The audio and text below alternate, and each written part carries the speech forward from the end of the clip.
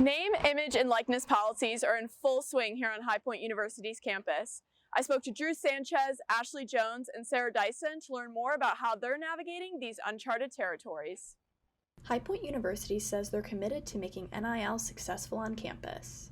Deputy Athletic Director Drew Sanchez says that his main job is to help make sure student athletes are compliant. From my standpoint, my job is just to kind of make sure student athletes know the rules, and then when they're disclosing NIL opportunities that they're doing, just to make sure that, hey, everything they're doing is correct. Any type of, it's not some entity that we don't want them doing NIL with, those sorts of things. But a lot of it is done through Influencer app, and mostly I'm just kind of going in, making sure that they're disclosing it, and then if they have questions with NIL opportunities or contracts, those types of things, from that standpoint, it's going in and advising them, answering any questions they may have, those types of things. Ashley Jones, a member of the HPU women's cross country and track and field team, says that NIL has given athletes the chance to invest in products and companies that they appreciate and rely on. Sarah Dyson, the Director of Athletic Communications, says that the Influencer app has been a tremendous help. They have a feature called the local exchange.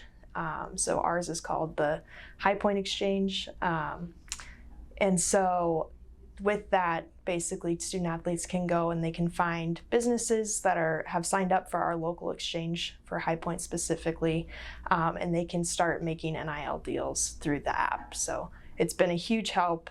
It helps student athletes, figure out their taxes at the, during tax season, but it's been an awesome resource for our department.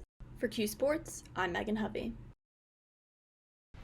The High Point University dance team is in the middle of their second season inside the Cobain Arena. I spent time at their media day talking about where they've improved, some of their favorite moments, and where they're looking to go next.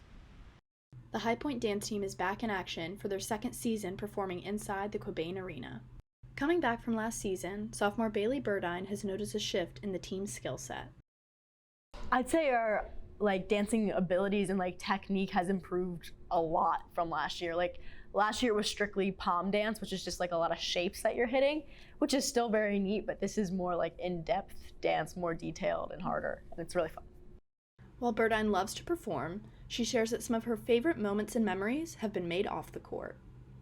I honestly would say just the team bonding moments, just getting to do things together, when we go out to dinner together, just we're having a little Christmas party coming up, just little team bonding. Julia Segala, a senior on the dance team, says the team has one goal at the forefront of their mind heading into the second half of their season. I think it's always just to, make the team the best it can be. Always work on making the dances cleaner, sharper, making them harder. We want every single dance to be harder and more, fun and interesting to look at than the last ones. We're always trying to beat the last dance. You can watch the team perform live inside the Cobain Arena at every men's and women's home basketball game. Reporting for Q Sports, I'm Megan Hovey. Baker Mayfield is benched this week. PJ Walker's taking his place tonight. It's clear the Panthers are just trying to do anything at this point, kind of poking a stick, trying to get them to do something. When you're 2-7, you're desperate to try anything. So I would say Baker didn't even play that poorly on Sunday. He threw 2 touchdowns, no interceptions, no sacks, nothing like that. I think they're just trying to get as creative as possible to see if they can find that missing piece in the puzzle. I got to go with the Falcons. They're coming off a 2017 loss to the Chargers, so we can assume they're a little bit fired up after that loss. And a win tonight for them would move them above the Bucs for the #1 spot in the NFC South, so they have that going for them as well. Still in an abysmal 5-5, but we've got to celebrate the little things in life, right? We have to celebrate our little wins. High Point's club esports team is looking to make a big impact within their Smash Bros. Ultimate team this year. Mike Fontana has more on this story. We'll look to see how the club esports team fares in tournaments this upcoming season.